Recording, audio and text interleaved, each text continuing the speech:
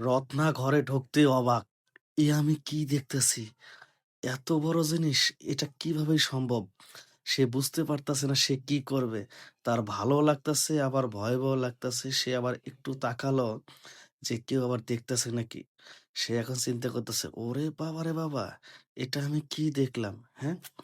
দুলাভাই কি জানে যে এই সময় আমি ঘরে আসবো? দুলাভাই কি আমাকে দেখানোর জন্য ইচ্ছাকৃতভাবে এরকম করেছে? না দুলাভাই অজান্তে তার জিনিসটা ঐরকম হয়ে রয়েছে। সে এখন এদিকে ওদিকে তাকাচ্ছে এবং সে একদম জানালা দিয়ে দেখতাছে যে কাউকে দেখা যায় কিনা, দেখতেছে না নাই। সে অনেক খুশি, তার মানে দুলাভাই আর আমি ছাড়া বাড়িতে কেউ নেই। এখন তার মনে হলো যে না, আরেকটু বাড়িটা চেকিং করি। এখন সে কি করতেছে, বাড়ির মেন দরজা খুলে সে এখন ভালোভাবে দেখলো যে কেউ আছে কিনা, দেখলো যে না, ওখানেও কেউ নেই। সে এখন অনেক খুশি, তার মানে দুলাভাই আর আমি। আমি সব সময় আমাদের বান্ধবীর কাছ থেকে শুনেছি যে এইরকম জিনিস নাকি ভালো হয়। একটা কাম করি, আগে দেখি পাকঘরে কেউ আছে কিনা। সে ১ পা ২ পা করে পাকঘরের দিকে যাচ্ছে। আর এইদিকে তার যে দুলাভাই শুয়ে রয়েছে সে কিন্তু অপেক্ষা করতেছে আমার শালী কখন আসবে। কারণ সে ইচ্ছাকৃতভাবে এই ধরনের কাজ করতেছে। কারণ তার শালী যেন এই জিনিসটা দেখে অবাক হয় এবং শালীরও যেন মনে চায়। ঠিক দুলাভাই কিন্তু অপেক্ষা করতেছে। দুলাভাইয়ের অপেক্ষার প্রহর শেষ হবে এক্ষুনি। শালী দেখেন ১ পা ২ পা করে ঘরের দিকে আসতেছে এবং ভালোভাবে দেখতেছে। রত্না ভালো করেই জানে যে দুলাভাই আমাকে দেখে না করতে পারবে না। কারণ আমি অনেক সুন্দরী।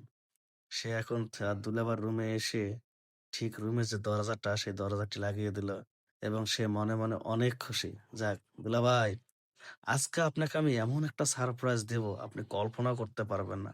আর এইদিকে খাটের মধ্যে শুয়ে কিন্তু দুলাভাই অপেক্ষা করতেছে। কি ব্যাপার? শালী এখনো আসে না কেন?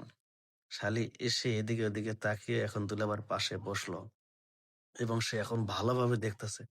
হায়, হায়! এটা কিভাবে সম্ভব? হ্যাঁ? সে বিশ্বাসই করতে পারতেছে না। এইরকমও কি জিনিস হয়? সে আবার এদিকে ওদিকে তাকাচ্ছে এবং চিন্তা করতেছে ধরবে না ধরবে। এইরকম করে যখন ধরতে গেছে তখন দুলাভাই লাফ দিয়ে উঠেছে। "আরে রত্না তুই আমার রুমে?" সে বলছে, "কেন দুলাভাই আমি কি আসতে পারি না?" বলছে, "হ্যাঁ, আসতে পারিস। তা তুই জোরাজুরি করতেছিস কেন?" বলছে, "ও বাবা! আমি তো জানি যে আপনি ইচ্ছাকৃতভাবে এই কাজটা করছেন যেন আপনাকে দেখে আমার ভালো লাগে। আর আপনি এখন না করতেছেন।" তখন দুলাভাই বলছে, "ছি! আমার ভাবতেও কষ্ট হচ্ছে যে তুই এতটা নিচে নেমে গিয়েছিস। এই তুই কি মনে করেছিস, হ্যাঁ? তোকে তো আমি এরকম করবো কেন? আমি হয়তো শুয়ে রয়েছি এইজন্য জিনিসপাতি হয়তো কাপড়-চোপড় এলোমেলো ছিল। আর কখনো আমার রুমে আসবি না। যা!"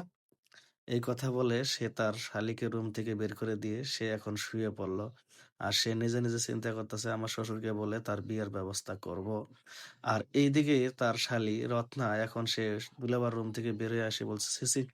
আমি এটা কি করলাম? আসলে আমার চোখের দেখা ভুল। এটা তো আমি মনে, মনে আজে-বাজে চিন্তা করতেছি না। এই কান ধরতেছি। আমি আর জীবনে এই ধরনের কাজ করব না। দুলাভাইকে সবসময় সম্মান দেব।" ভিডিওটা ভালো লাগলে প্লিজ শেয়ার দিবেন। আল্লাহ হাফেজ।